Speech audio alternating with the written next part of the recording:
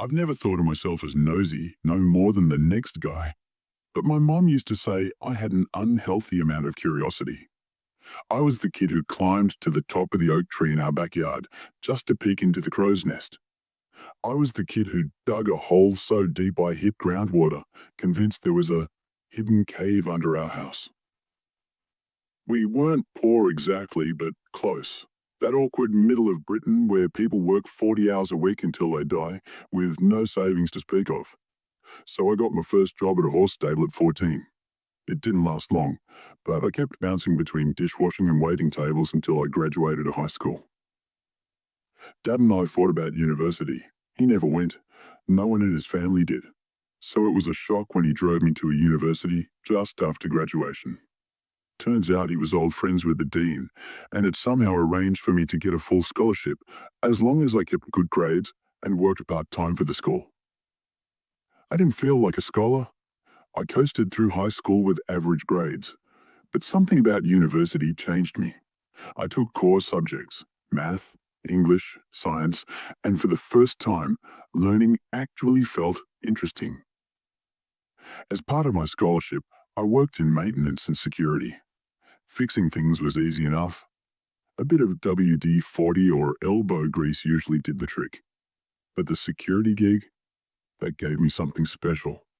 Access, keys, all the keys. My night shifts were mostly quiet. I'd walk the full campus twice, checking the labs, computer center, and library. The rest of the time, mine. There were two other guards, Jake and Al. Jake was a serious guy, aiming to join the police. Al? Al was older than dirt and probably slept through half his shifts. On the first night, Al handed me a keychain so big it nearly tore off my belt. "That's the key to the kingdom, kid," he said. "Any door that don't open, you don't want it to." That was the beginning of my hobby, exploring. Every night I opened at least one door I hadn't opened before. I started in the new buildings, the library and computer center. Closet by closet, room by room, I built a mental map of the place. By December of my second year, I'd gone through every inch of the new library. Winter break came. The campus emptied out. The snow came in waves, but never bad enough to close down. My chores got heavier, clearing pavements, salting steps, but I still had time to explore. That's when I turned my attention to Downing Hall, the oldest building on campus. It was a 4-story V-shaped monster from 1896. No elevators, narrow stairwells, only exempt from safety regulations because of its historical value. Heat came from a monstrous old boiler in the basement. Only Al knew how to work it. I spent the first week after finals exploring the top floors. The attic had a forgotten dean's office. Fourth floor had dozens of abandoned classrooms. I expected rodents or mold, but weirdly, everything was clean. Too clean. Eventually, I made my way to the basement. It was tighter than the new buildings, with narrow halls and low ceilings. I flipped the old 2-button switches as I explored, flashlight in hand, spare bulbs in my satchel. Most rooms were full of junk, old desks, filing cabinets, forgotten decorations. By December 20th, I reached the boiler room. Hot, loud, spotless. Al kept it that way. I was about to leave when I noticed a small door, half hidden behind the furnace. I'd never seen it before. Metal, grey-brown, maybe 5 feet tall. No ominous feeling, no sixth sense, just a keyhole. 3 keys in, and one finally worked.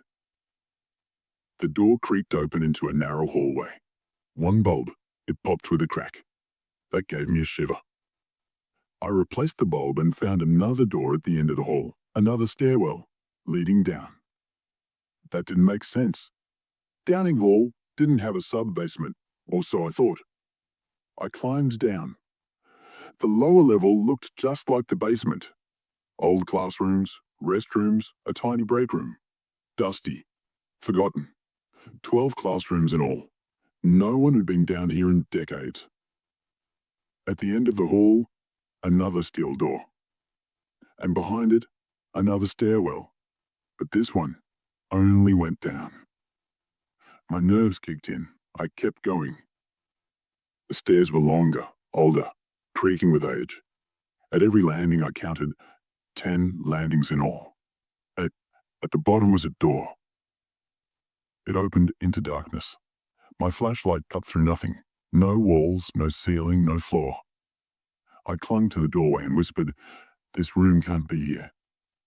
But I walked forward. 100 yards, 200, then a dim light in the distance. As I got closer, I saw it. A massive black door, 14 feet tall, covered in strange engravings and looping script.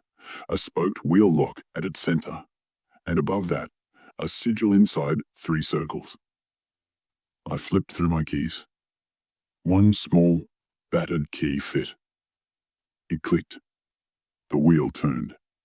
The door cracked open and something inside and moved.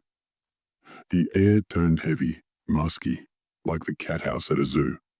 I shined my light. Bones. A rusted chair. A shape, black and wrong, absorbing the light. It ran at me, howling, laughing, speaking, its voice like collapsing mountains. I don't remember screaming, but I remember the feathers, the fangs, the hand with too many fingers. I wandered in darkness for what felt like days. My flashlight died. My phone too. Even my wristwatch glowed no more. Something followed me in that darkness. I threw my flashlight at it. It laughed. Eventually, I crawled back through the halls, up the stairs, out through the boiler room. When I stumbled out into the snow, 2 days later, the campus was surrounded by police. 5 people had been found murdered, bodies torn apart, innards missing, teeth marks like a beast. But something intelligent had arranged them, written on them. The cops thought it was me, until the medics noticed the dehydration, the fractures, the shock. They questioned me. I told them about the door. They couldn't find it. Where I came out, just a solid wall. They showed me the feathers stuck to my clothes, black, slick with blood. No one talks to me anymore. They won't look at the marks carved into my face. Whatever I unleashed, whatever killed those people, marked me as its friend. If you enjoyed this story, make sure to hit that subscribe button and turn on the notification bell so you never miss out on the scariest, spine-chilling horror stories. Stay tuned for more terrifying tales that will keep you up at night.